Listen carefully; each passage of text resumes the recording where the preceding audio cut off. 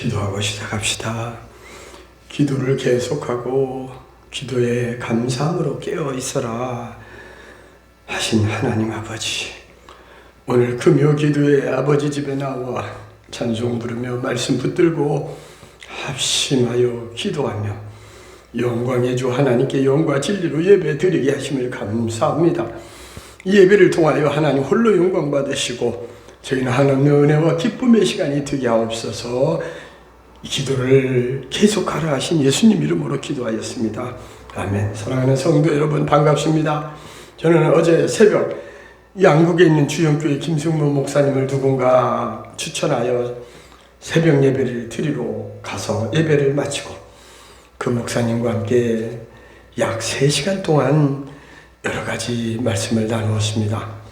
개척교 여름을 토로하며 대화하는 중에 본인도 26살에 목회 시작하여 36년을 경험하면서 여러 가지 있었던 말씀을 주원으로 저에게 말씀하시면서 어려워도 낙심하지 말고 하나님의 긍휼을 바라고 잘하라라고 말씀을 하시더군요.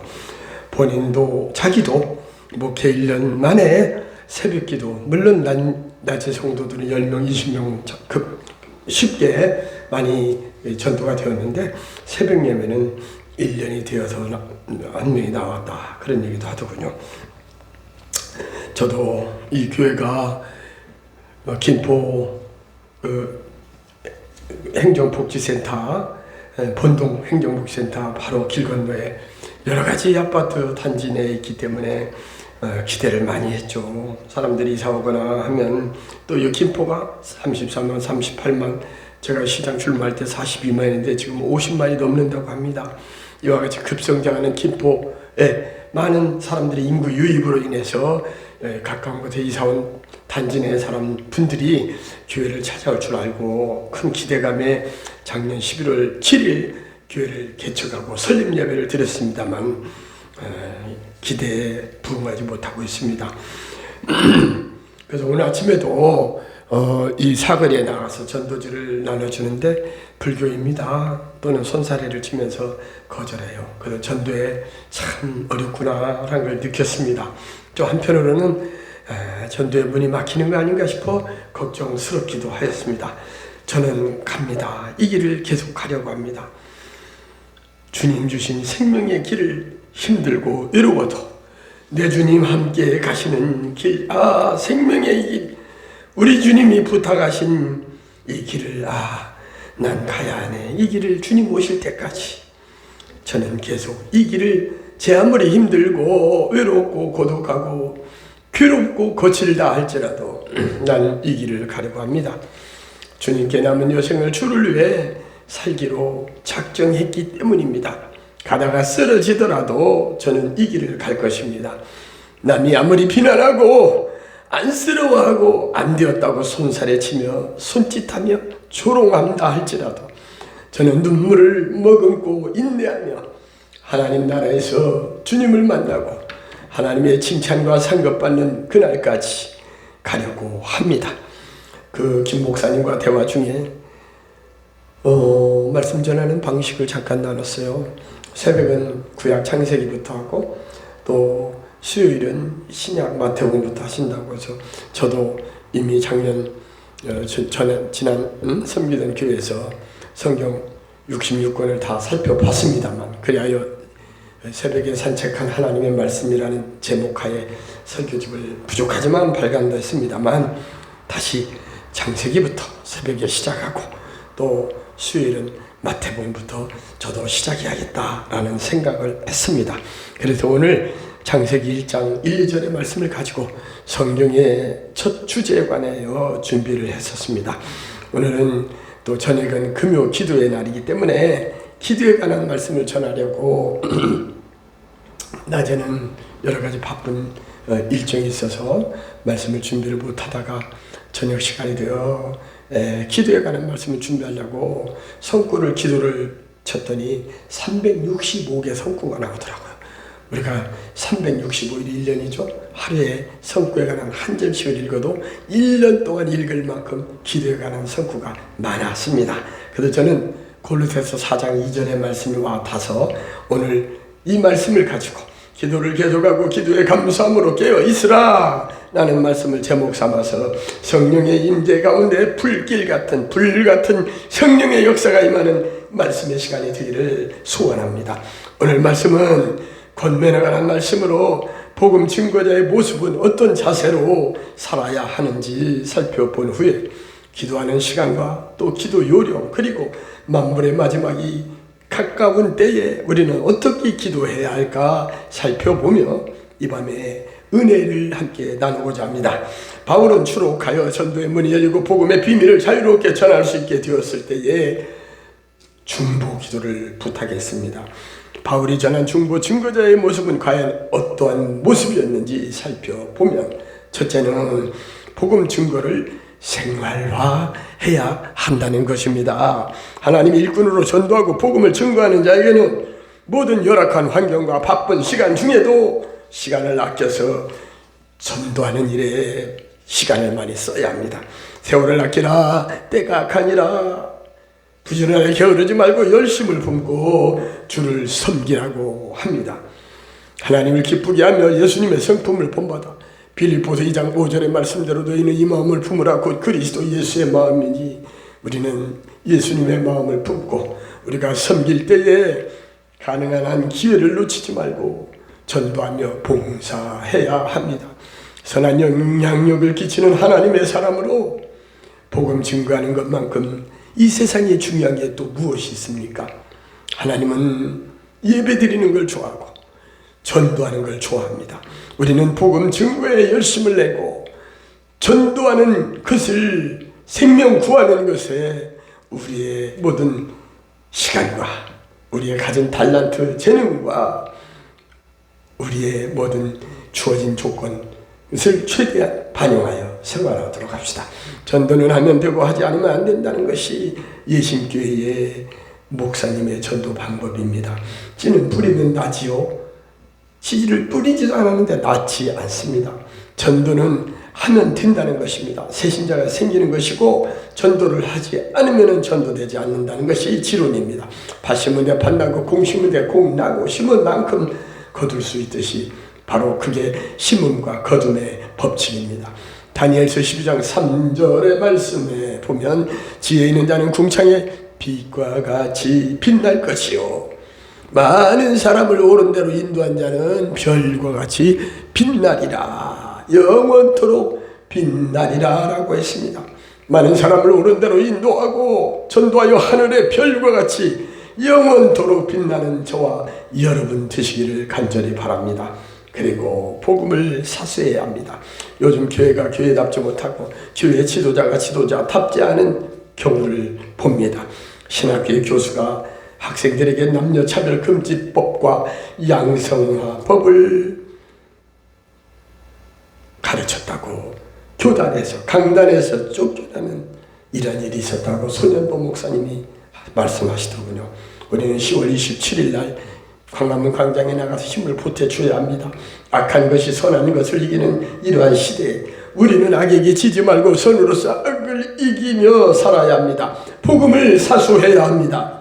복음 진리의 전파는 증거하는 일에 그쳐서는 안 되고 그 복음이 참된 복음으로서 진리인가를 구분할 줄 알아야 합니다. 살펴봐야 합니다. 눈여겨봐야 합니다. 가짜가 너무 많기 때문입니다. 요한복음 8장 32절에 보면 진리를 알지니 진리가 너희를 자유롭게 하리라 말씀을 기억하고 우리는 진리의 편에 서야 합니다. 그 진리가 우리를 자유롭게 할 것입니다. 예수님께서는 요한복음 14장 6절에서 내가 곧 길이요 진리요 생명이니 내가 곧 로드 길이요 또 트루스 진리요 라이프 생명이니 나로 말미암지 않고는 아버지께로 올 자가 없느니라 라고 말했습니다. 우리 주님이 바로 길과 진리와 생명이 되십니다. 신앙생활하면서 좋은 게 좋은 거라고 적당히 세상과 타협하며 적당주의로 풍습 따라 바람 따라 물결 따라 적당하게 귓새로 쇠로 될도로 되라는 식으로 살지 말고 우리는 좁은 길을 가되 생명의 길을 가야 되겠습니다. 마태복음 7장 13절에 좁은 문으로 들어가기를 힘쓰라고 명령합니다. 좁은 문으로 들어가라.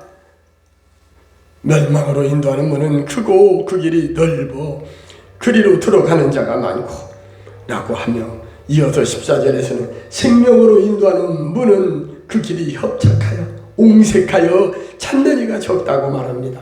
우리는 그 길이 좁고 협착하다 할지라도 우리는 생명의 길인 그 좁은 길을 선택하며 그 길을 가는 저와 여러분 되시기를 바랍니다.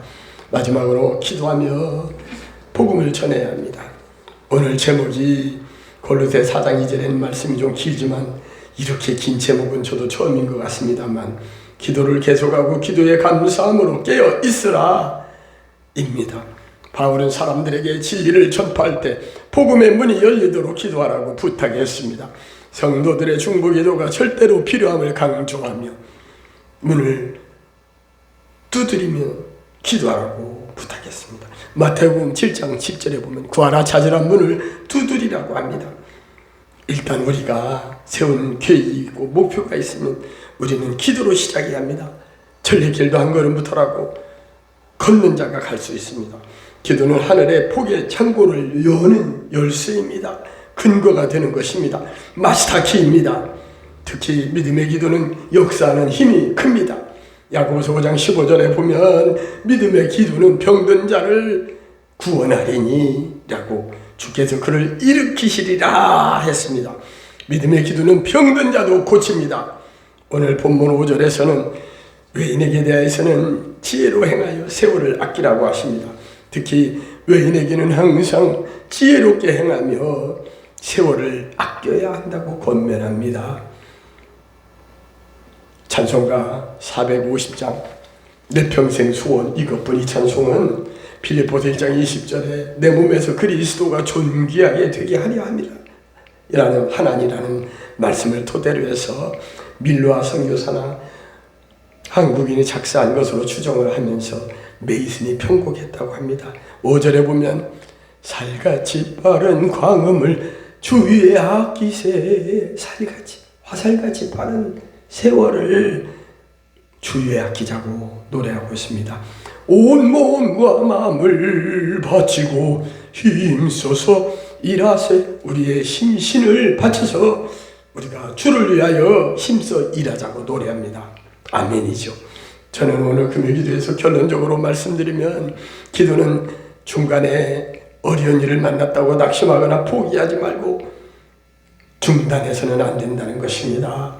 응답받을 때까지 우리는 끈질기게, 한 과부가 재판장을 찾아와서, 그 교만한 재판장을 찾아와서, 대개 재판장들이 그러죠.